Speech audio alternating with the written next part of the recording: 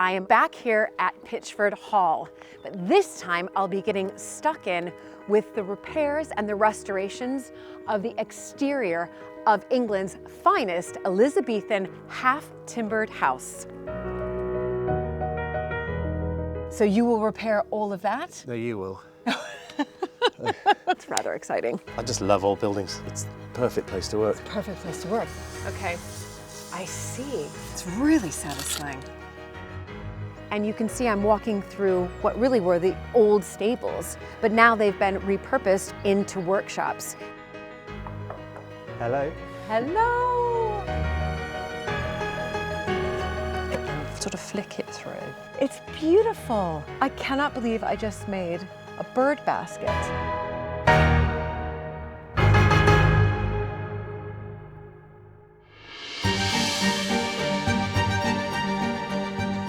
When I married into the British aristocracy, it was the start of a wonderfully exciting journey. But it was also a little daunting. I became a Viscountess, and for an American girl from a small town outside Chicago, that was quite a shock. I live with my husband Luke, heir to the Earl of Sandwich, and our family at Mapperton House in Dorset. Mapperton has opened up an extraordinary new world for me, and I can't wait to share it with you all.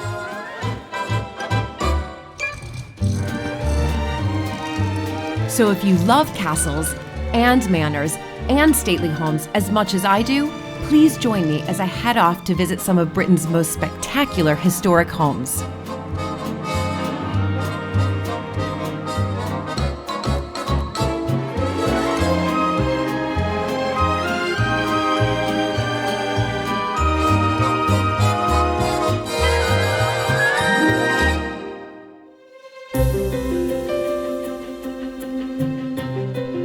Pitchford Hall is layered in history, with much of the building constructed in the 16th century, during the Elizabethan era, when this beautiful half-timbered style was the height of fashion. It may look stunning, but it needs a lot of repair and restoration. I hear you're going to be putting me to work. Yes. First of all, we've got to spray down this exposed panel that's failed, because lime needs lots of water. So Okay, so I'm just going to have you back completely up because you're the professional and I'm not. Tell me a little bit about the history of this exterior and what it takes to repair it. Well, this house has, been built over many years, but this bit's Elizabethan, this section. Right. And it's in a bit of a poor state, unfortunately. Yes. It's not much what was done for 20 years, so it's an ongoing thing. Every summer we start and keep going, and then down tools for the winter. And here you are again. So how many years have you been working on I've been on Pitchford? this for 5 years. I started on the medieval section, which is just over there. Right. Which has been turned into a holiday let. Yes, yes. So it can pay its way. So you're now on the Elizabethan part of the house. And what are you doing exactly? What are you repairing? I'm repairing all the plaster panels. Right. They've been repaired with varying different materials, so we're putting it back using the right stuff, the right techniques, so it will last, because the wrong stuff, like cement and other things, it just damages the timbers because the building can't breathe. That's why we use the lime. It would have all originally been lath. The brick infill was just done because it was easier. Now explain to me lath, because the lath is a wooden cut or split, and it's timbers like such as beech or oak. That's split, and you leave the small gaps. Right. And then you press the plaster in. And the plaster falls through the back, and we call those snots. Okay. In the tray. So they droop through, and then once it sets, that's the key. It goes rock hard. And it goes rock hard. And you build it up over layers. Right. Whereas the brick infill layer was done much later because it's easier. Because each slat has to be nailed in, and it's so. But the problem that you have with the brick is it puts a lot more weight on the building. So you're here on the Elizabethan part now. I see you've got that's the lath there. That's original. Because they are just hand split sections. So you today, and well, for the past 5 years, you're taking off the paneling. Yeah, that's failing. That's failing. And where the wrong materials have been used. Big question for you. Do you call them panels? Yeah. Yeah. How many panels have you restored so far? I did the other side as well, hundreds. Yeah, hundreds. And how many more do you have to go? Thousands. Yeah, it's a lot. There's a lot. It's all over. But we're just prioritising the stuff that's really failing, that's letting water in. So you will repair all of that? No, you will. Are you going to put me to work? Yes. Okay. So what do you need to do, and what do I need First thing, to do? lime needs lots of water because it's not like cement, which is a chemical reaction. Lime reacts with the atmosphere, so it needs to stay wet. So my first task is to dampen the area we're going to be working on. This is pretty daunting. I'm restoring a 500-year-old building. All of it? Yeah. Inside. So I can definitely see through here. Yeah. I can see the interior wall, right? Yeah. And then the space in between. How am I doing, Nick? Good, yeah, just make sure you get the edges of the timber because it's very dry timber and that will suck the moisture out of the plaster as it goes in and dry it out too quickly. And what about the timber on the inside? That's fine, there? just leave that, don't worry about that. It will get wet, but it'll dry. Okay, I see. Then it's time to prepare the lime itself with one key ingredient which will help fix it to the timber: hair. Yeah, well, lime's it's pretty strong, but we want to bind it together, and the hair, all the fibres, give it its strength. So even if it cracks, like you can see all these cracks, it won't fall out because there's thousands of hairs in there that just, it's like fiberglass. So it's the same sort of principle. So here we go. This is a lime plaster. Okay. That was made from lime putty. Yep. And sand, and then this is the hair here. I had no idea. You get it in these rounds. This is Chinese yak hair. Okay. But it's goat hair, horse hair, anything's good really. So what you have to do is sprinkle it bit by bit. Oh my goodness. So if you want to, and then you have to hand turn it. You can't mix it with it mechanically because the hair just binds round and you end up with a big like a fur ball. And how do you know how much hair to put in here? Obviously a lot more. Yeah. You tell me. And can I just ask you, now that we're mixing, how did you get into this line of work? Because, you know, the thing about these historic houses is the craftsmen. And you're far and few between these. Well, I know. The thing is, I specialise because I just love old buildings. And perfect place to work. Perfect place to work. Yeah. We forget all these wonderful traditions and the way that things, you know, were made, you know, I think we're ready now. Years ago. Scoop a little bit up. Yeah. You just get it on the trowel and you press that in gently. Because what we want to do, we want to press this through the laths so they form those snots, as we said. Yeah. And then just I have to have you watch. You have to do it first. I've got to see this first. Right. I cannot do this by myself. So I'll just get a little bit on. I cannot mess this up. I'll never be asked back. Oh my goodness. So I just wiggle it on, and it's the first bit you press in, so it's almost, so I know that that's gone through there because it's only very thin, and then we'll add more to that. Okay. The plaster can't fall through because the hair is attaching it to the rest of it. So even when you've got big gaps there, it will fill it. Oh my gosh. So once we get it like that, we'll then build it up just a few more mil. And then you have a different type of plaster goes on the top. And how long does it take for this to dry? Well, it's not the drying we want. Oh. It's the chemical process. We want the carbonation to happen. To happen. So I'll be able to top coat this maybe in about 3 or 4 days. Right, right. So we'll cover it with a sheet. We'll wet the sheet too because we don't want it to dry. Because if it dries, it cracks and it literally will start to fall out. Start to fall out. Yeah. I see. All right. This is why people use cement to cut corners because it goes off in a few hours and it's hard the next day. Right. Whereas this takes 3 to 4 days. You can't rush it. Right. So I'll hold that. Okay. That's your. Okay. Oh dear. Okay. Don't worry. I can't mess it up. I'll put some on your trowel for you then. Okay. This is, I have to say, one of the most exciting things I've done. I know that sounds crazy. So, like I said, just tilt it up when you get it on there, just. And go up above here. Yeah. Tilt. Yeah, and just gently push that up. That's it. Perfect. All right. And that's it. And you keep adding. Okay. And you build up the layers. It's, you know, it's wonderfully soft. So do you want me to go up? Yeah, keep going. This is so much fun, but thank goodness I'm under the careful guidance of Nick, who specializes in these traditional techniques. This has got quite a lot of hair in it because we've got some big gaps here, and you can also use it to repair the holes in the timbers. So we'll add even more hair because then this can be coloured and stained to match. It's quite satisfying. It is. It's really satisfying. Sorry, that was a bit messy. No, there's no, messy is fine. Okay. Yep.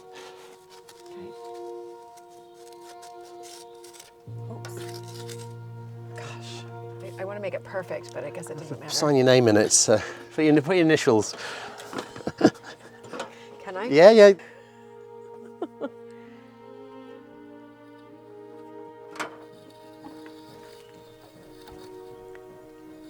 I'm going to do JH, everybody, for Hinchingbrook. Somehow Hinchingbrook needs to live on, so I'll sign it with JH, Julie Hinchingbrook. Oh my gosh, thanks. Thanks, Nick. It's rather exciting. It's left for 3 or 4 days, then another layer is applied before it's covered in 5 coats of lime wash. You certainly need to be patient in this job. What we were just doing over there is this finished. When I apply the top coat. When you apply the top that's coat, right, that is that finished. Yeah. And then you have to cover it up. It's three processes really. It's base coat, top coat, and lime wash. And lime wash, okay. Now you have, these are all covered up here. Yeah, it's because it's sunny and it's hot.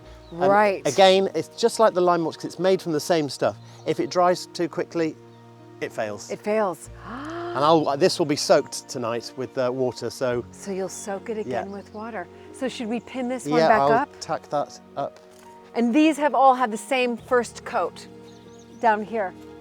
These have all been first coated by you throughout. Yeah, they were done today. Right. So how much, so those were, you've done one coat, and then how long do you have to wait to do the next coat, and then the next coat, and then the next coat, till you get 4 to 5?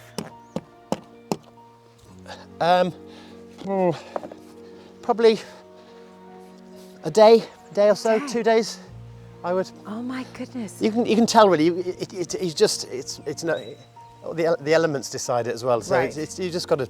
Right. Just So it's touch a long process. Yeah, and this is why restoration is expensive, and that's why so many people cut corners using the wrong materials, because you could do this in cement and have it painted with a masonry paint in 2 days. Right.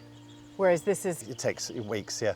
Yeah. Now, I also hear that there's another project that you're working on that has a royal connection. Yeah. Is that right? Yes. Can I come visit you later? Yes, of course. Okay. Yeah.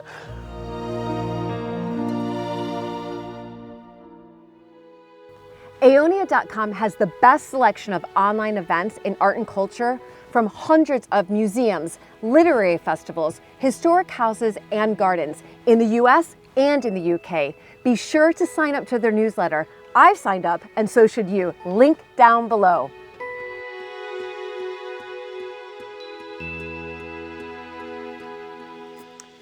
One of the things about historic houses is that they usually come with a lot of other buildings. And back in the day, those other buildings would be used really for the family or for the staff, but times have changed. These historic houses have to find new ways to generate income.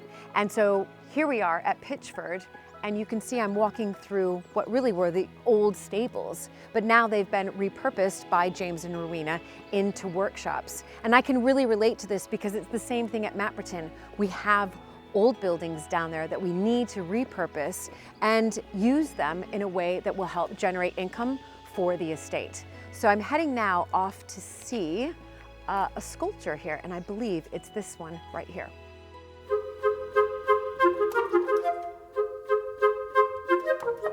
Hello. Hello! Michael, I was told to find you here. I'm Julie. Welcome. Thank you so much. I've just been looking around the stable yard and how it's been repurposed into these wonderful workshop spaces. Yes, I've been here 6 months or less in terms of actually working here, and in that time, all the other spaces have filled up. So it's an incredible hub of people now, and it's just really exciting. You go outside the doors and you bump into the next person, and they're making something, they're creating something. So yeah, it's really filled up, and it's lovely place. Is this your space to kind of create and... Yeah, escape to and create, yes. So talk me through, though, the process. It starts with a series of drawings, really. There's a lot of research that goes into the sculpture, both in terms of context, how it will sit in its final position, and also, because it's St. Michael, the symbolism and key features that I might want to pull into the piece. So how tall will the final piece be? So the final piece is going to be 1.3 meters. Right. And it's a little bit less than me, so that's quite big. There we go. Yes. And it will actually stand a couple of almost, I think it's about 1.5 meters off the ground on a plinth, one side of the chancel arch for a church just outside of London. That was so much fun to get that sneak peek into really the head of an amazing sculptor, obviously. Now I'm just heading across here to the other side, and I'm gonna have my hand at weaving. I'm a bit nervous because I've never done it before, and also I'm going to be making this bird basket for Nestor, my 15-year-old, and I really want to actually do a good job, so fingers crossed. Knock, knock, knock. Hello. Hello. Hi. How are you, Sophie? I'm fine. How are you? I'm really, really well, but I'm also very nervous. Okay. Are Because, you? yes. Why? Did I pick the hardest one, a bird basket? No? Not really, no. For a first-time weaver? No, it's not. That's difficult. big. It's fine. Do you know, this is beautiful. Thank you. I'm really, really excited to do this. But tell me a little bit more about, obviously you're in this amazing studio here at Pitchford, and I can just see all these wonderful colors of willow. I've started to grow willow in the last few years, like locally, a friend who lets me use some of her land. So some of those varieties, they're when you first cut them, they're really, really bright. So you cut in the winter before the sap comes up. And then you wait until probably the middle of the summer before you can use it, and you re-soak it. Otherwise you get this big shrinkage. So there's hundreds of varieties of willow for basketry. I had no idea. Yeah, well, I don't think many people, you wouldn't necessarily. No. You've been doing this for how long? Since 2016. I sort of started thinking it would just be a hobby, but I became a bit addicted quite quickly, yeah. And here you are. Yeah. There are some rather impressive pieces here which Sophie is working on. No pressure then for my first lesson in this ancient craft. You need to feed in one of these uprights into each of these holes. Now, if they're a bit big, you just need to cut a bit of the diameter, because each rod has a butt and a tip. So the butt goes into here, and it needs to feed all the way. Oh yes, it's so, open here. Yeah, and so that it goes to the second set like a of puzzle. holes. There's a sort of resurgence in interest in traditional crafts. There certainly is. People wanting to be more environmentally friendly, partly, Yeah. and not have plastics and throwaways. So people want natural products in their home, I I do. think. Yeah, these ones are lovely. Okay, and then we just need to tie the top. Okay. Have you got, so just about here, nice and tight. Okay, nice and tight. Yeah, and we'll take it off after. Okay. So far it's looking the same. Yeah, you made a good start. We're going to do a weave called a 3-rod whale, which is a really securing weave. And should I show you first? Yes, and then you run Have with a it. little go. So you've got 3 tips here. You know, I said there's a butt and a tip. Yep. And you put one in against 3 uprights. 1, 2, 3, like that. Okay. 1, 2, into the middle and out the next available space. Okay. So, and it's exactly the Same all for- the way. for all the way through. Shall I start you off so they don't Yep. fall out? So you're going 1, 1, 2, 2. into the middle, out the next available space. That's 1, right. 2. Yeah, into the middle. How do you get keep it your in? hand down there? Okay. That's right. Push it in there and then sort of flick it through. And it's very fiddly at first. Okay. Yes. That's okay. right. And then just squeeze it down. That's perfect. Okay, and then I can turn Quick this learning. around. Yep, that's 1, right. 2. 1, 2. You do have to count, or at least I Yeah, do. yeah. And I think until it becomes sort of normal. What if I to you. sort of? Okay. Don't worry if it breaks or anything. When you're making a basket, things go wrong. Okay. That's just part of it because it's natural material.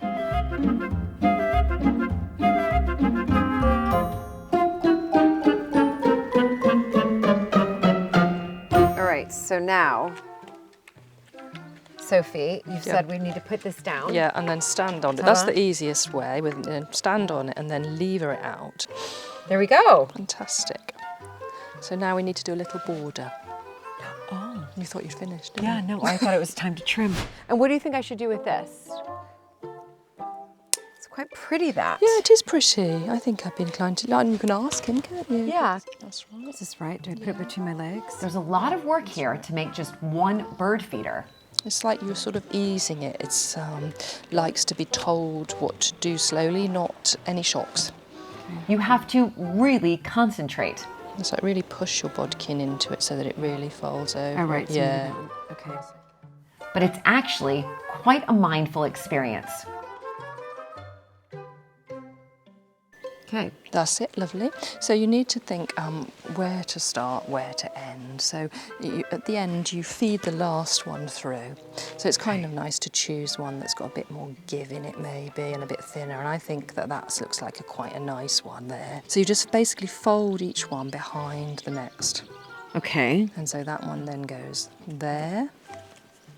You have to give them a little push. Ah. So I hold that down, Yeah, hold and that this in goes place. behind. Yeah, it goes behind. No, this one first. Oh, sorry. Yeah, no, that's fine. Okay. So you need about 3 hands, don't you? Yeah, you do. And that's okay to go in front? Fine, yeah, and just then make sure that this is sitting where you want it to be. Okay. That's it. So the next one will go behind. This one? Yeah, my that's gosh. correct. Just one more trim left to do. Okay. Lovely, perfect.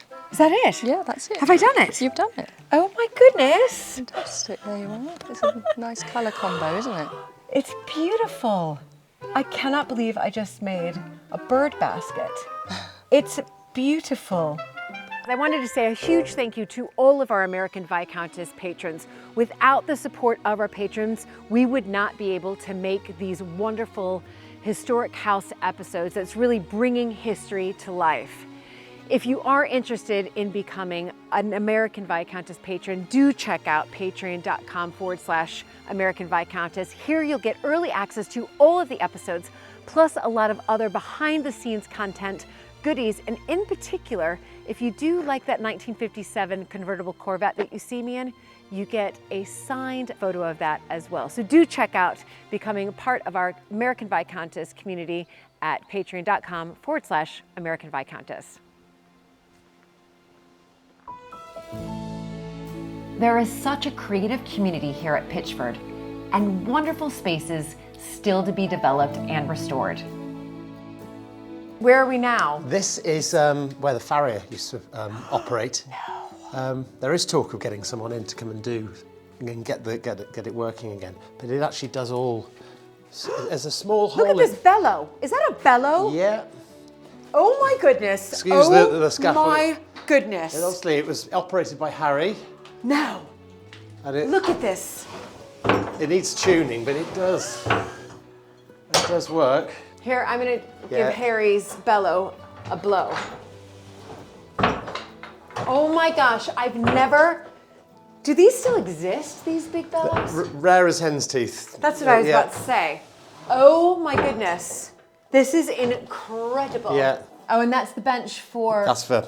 Yeah, there would have been an anvil in here as well. but- Yes. Because that's a very heavy duty. Right. So this is an opportunity for Yeah. an artist to come in here and Yeah, and maybe do courses in do metalwork. courses. Fantastic. That was fun. All right, I see some bits right there Yeah. that makes me think Lime washing. we're on to do some more. Yeah. So where are we heading to now? This is a treehouse. Okay. And noted to be the oldest one in the world. What? The oldest treehouse in the world. My understanding is that this was Queen Victoria. She had tea here? Yeah, when she stayed here, she stayed in the main house, and And she took tea here. yeah, And it's the oldest tree house in the world. it is. and we're going to repair it. Well, it's been unsensitively repaired in the past, so. So you've got the scaffolding up, I see. Yeah. Fantastic. Similar work going on as down at the main hall that we saw earlier. Ah, so you've got, reminds me what the...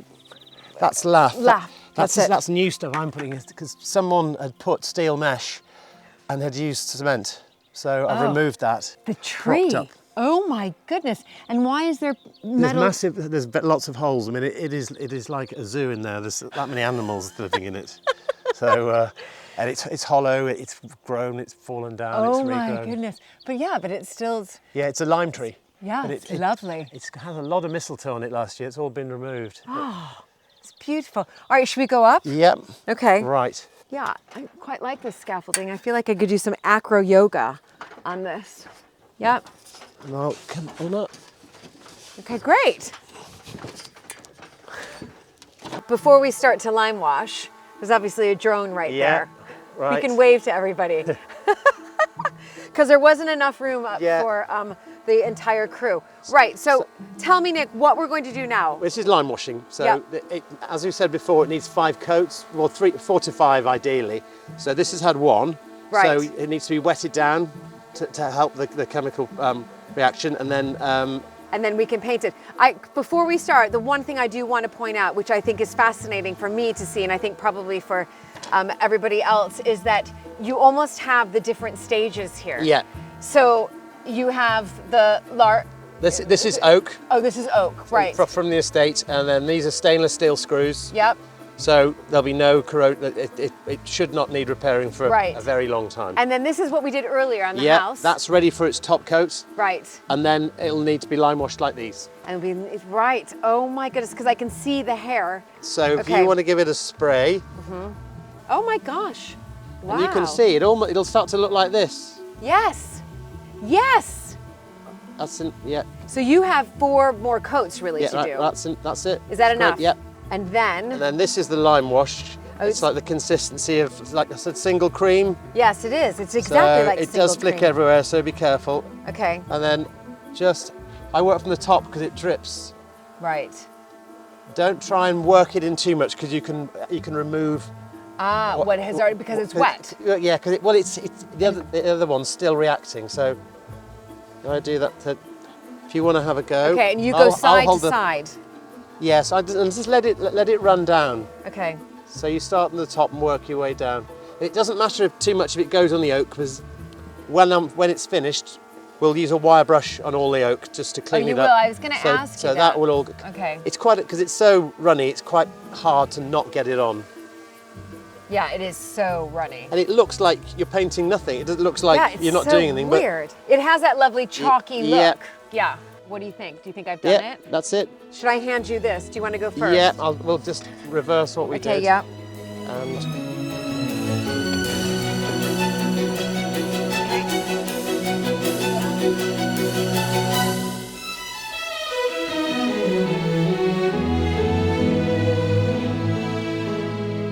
Next time on American Viscountess, I'll be hearing more about Queen Victoria's visit to this amazing treehouse.